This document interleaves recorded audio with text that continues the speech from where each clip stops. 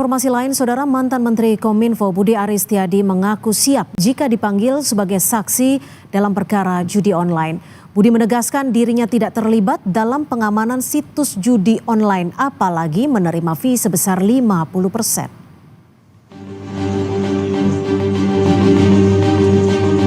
Nama Menteri Koperasi yang juga mantan Menkominfo serta Ketua Umum Projo Budi Aris Setiadi muncul dalam surat dakwaan kasus pemblokiran situs judi online Kementerian Komunikasi dan Informatika yang kini bernama Komdigi. Merespons hal ini, Budi Aris Setiadi membantah menerima fee 50% terkait pengamanan situs judi online. Budi menambahkan dirinya juga tidak mengetahui soal kesepakatan yang melibatkan pegawai Menkominfo saat itu. Sekali kita terlibat dalam perlindungan judi online seperti narasi yang beredar, fitnah yang keji ini. Intinya pertama, mereka bersangkutan tidak pernah bilang ke saya akan memberi 50%. Mereka tidak akan berani bilang karena akan langsung saya proses hukum. Jadi sekali lagi itu omongan mereka saja, jual nama menteri supaya namanya laku. Kedua, Budi Aris tidak pernah tahu-menahu praktik jahat yang dilakukan mantan anak buahnya itu. Dia baru mengetahui setelah kasus itu sedikit kepolisian dan terungkap ke masyarakat. Ketiga, tidak ada aliran dana dari mereka ke saya. Ini yang paling penting. Bagi saya itu sudah sangat membuktikan. Jarum. Untuk pemeriksaan misalnya atau menjadi saksi? Saya siap membantu. Itu kan sudah ada BAP. BAP sumpah saya. Waktu saya dipanggil. Bisa dipakai, bisa digunakan.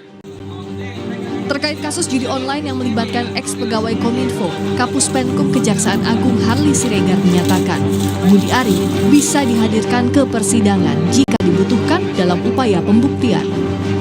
Kalau yang bersangkutan masuk menjadi saksi dalam berkas perkara ini, tentu penuntut umum selaku pihak yang dibebankan pembuktian ya sebagai pemilik perkara tentu ya bisa saja memanggil yang bersangkutan itu sebagai saksi untuk diperiksa di persidangan gitu. Nah, itu dia. Nah, tetapi kalau yang bersangkutan tidak masuk di dalam berkas perkara dalam daftar saksi misalnya, maka itu dikembalikan kewenangannya kepada majelis hakim untuk menilai apakah harus dimintai keterangan atau tidak. Munculnya nama Budi Aris dalam dakwaan kasus judi online ditanggapi Kepala Kantor Komunikasi Kepresidenan. Masih penyebutan aja di dalam proses hukum kan, jadi artinya beliau sendiri juga belum ada proses hukum apa-apa kan gitu. Jadi ya kita pantau saja. Kalau dari kita sih mantau aja yang kayak gitu. Ya ikuti aja prosedur hukum. Ya kita kan nggak mengintervensi proses hukum. Makanya saya bilang yang salah akan kelihatan salah ketika proses hukum ini berjalan. Yang tidak salah juga jangan dipaksain bersalah. Yang tidak salah juga akan kelihatan tidak bersalah kalau dalam proses hukum kan gitu. Nama Budi Aris muncul dalam dakwaan sidang perdana di Pengadilan Negeri Jakarta Selatan 14 Mei lalu dengan terdakwa Zulkarnain Apriliantoni, Adi Kismanto, Alwin Jabarti Kemas, dan Muhrijan. Dalam kasus dugaan judi online, Bareskrim Polri telah memeriksa mantan Menkominfo Budi Aris sebagai saksi pada 19 Desember 2024. Tim Liputan Kompas TV.